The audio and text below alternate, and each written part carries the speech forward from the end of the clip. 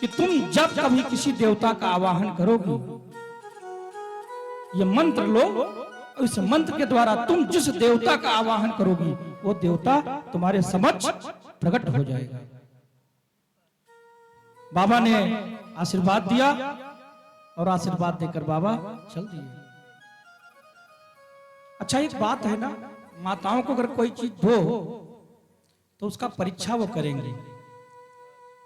जैसे एक बार हमारे यहाँ भैया आनंद कुंवर जी के यहाँ आज हमें सपना दिखाई पड़ा कि एक महाराज जी आए थे, शालिग्राम दे गए थे। क्यों भैया दे गए थे?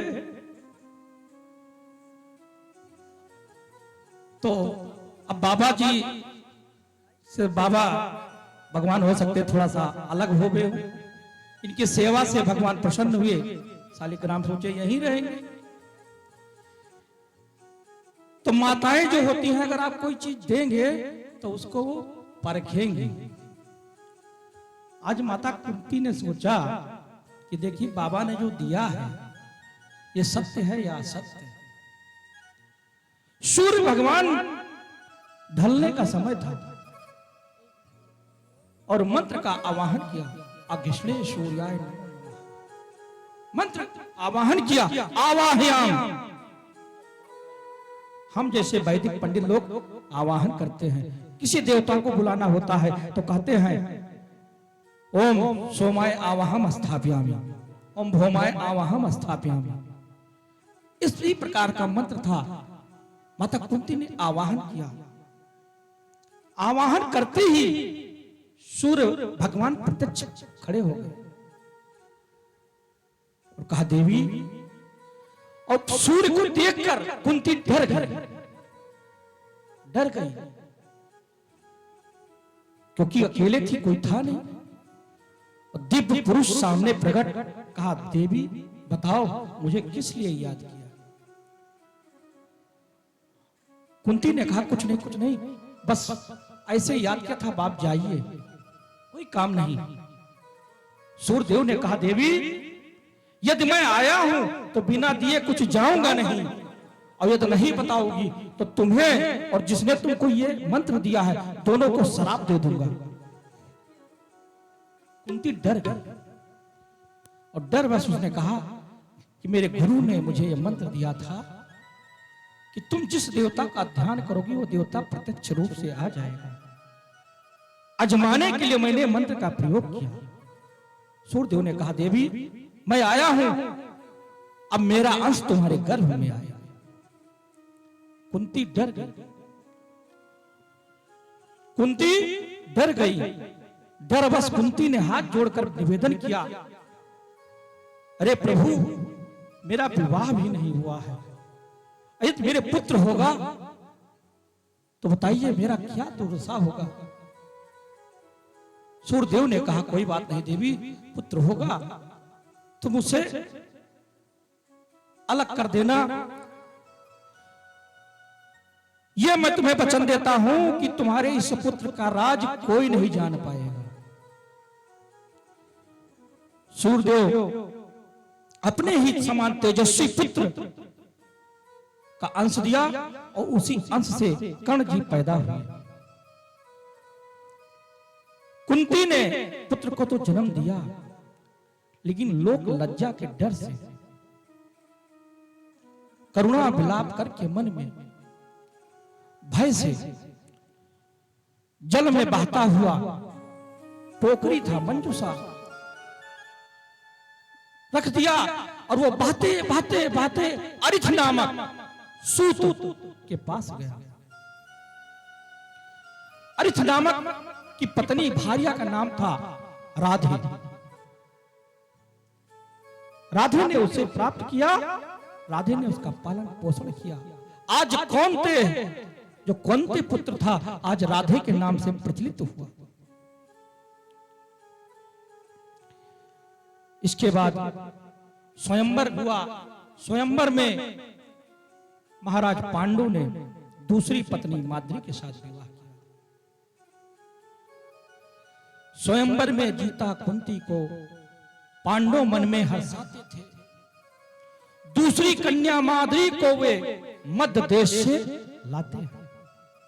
जो उनकी दूसरी कन्या थी वो मध्य देश के राजा की पुत्री थी, इसलिए उसका नाम माद्री था। एक दिन महाराज धृतराष्ट्र को राजा बनाया गया, राजगद्दी पे बिठाया गया। पांडु वन में शिकार के लिए गए, चूंकि जानकार थे तो धृतराष्ट्र को राज्य मिलना था, लेकिन राजा बना दिया पांडु को। पांडु जब राजा बने तो एक बार शिकार के लिए गए। शिकार के लिए गए तो उनके साथ उनकी दोनों रानियां गई, द्रौपदी, कुंती और माद्री, दोनों रानियां गई। ध्यान दीजिएगा, अक्षरों पर विशेष होना। उनके साथ दो जो रानियां थी, कुंती और माद्री, वो दोनों गई। शिकार खेलने गए और शिकार खेल ही रहे थे, एक मिर्गा और मिर्गी जो तपस्या करने वाले संत थे, ऋषि थे, उसको उन्होंने मिर्गा समझा और बाण छोड़ दिया। बाण लगते ही काम वासना से पीड़ित संत ने श्राप दिया, रे राजन दुष्ट, तूने काम के मध्य में मुझे डिस्टर्ब किया, मेरी मृत्यु हुई है। चाहे मैं तुम्हें श्राप देता हूं, जब तू कामातुर होगा तो तेरी मृत्यु हो जाएगी।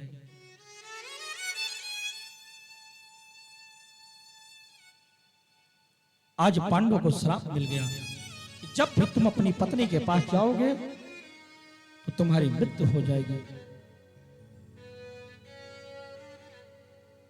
आज आप पांडु गंगा नदी के तट पर बैठे एक मुनि से प्रवचन सुना था, अपुत्रस्य गतानास्ति गतम न पर्यनन्तम येन केनायं पुत्रस्य जननम चरेत।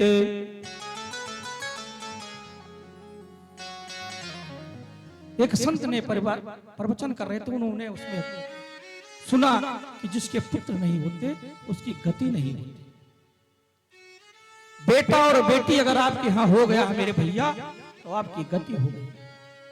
बेटी का जो बेटा होगा वो आपको तर्पण करेगा, और बेटा, और देखिए यहां जो हम आपको बतला रहे हैं बड़े ध्यान से सुनिएगा, बेटा से बढ़कर कहीं बेटियां होती हैं, बेटों से बढ़कर बेटियां निकली हैं। क्यों?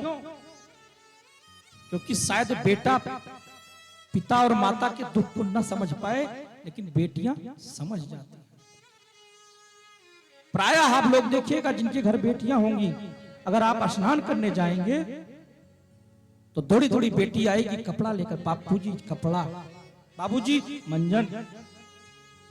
सबसे दुलारी जो बेटी होती है मां की होती है, लेकिन इतना काम करती है कि पिता भी प्रेम करने लगते हैं। और पता तब चलता है पिता को जब कन्यादान देते समय हाथ हिलने लगता है। माताएं गाना भी गाती हैं, जब कन्यादान होता है तो पिता का हाथ कांपने लगता है। आज मेरी बेटी जिसे मैंने पाल पोस कर इतना बड़ा किया, आज मेरी आंखों के सामने उससे दूर जा रही। वो पिता बड़ा भाग्यशाली होता है बंधुओं जिसके घर बेटियां होती हैं, बहुत भाग्यशाली होता है वह पिता जिसके घर बेटियां होती हैं, क्योंकि हर दान से उत्तम दान कन्यादान माना गया। आप जाकर देख लिए जिनके पास बेटियां नहीं है, वो जाकर दूसरे को बेटियों को गोद लेते हैं।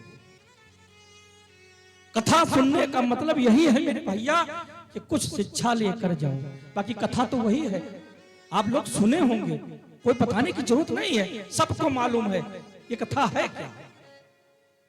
हमारे बीच में हमारे अच्छे खासे कथा के मर्मज्ञ जानकार हमारे प्रिय भैया पंडित हरशंकर तिवारी जी भी कल भी आए थे, आज भी इनका प्रेम मुझे मिल रहा है।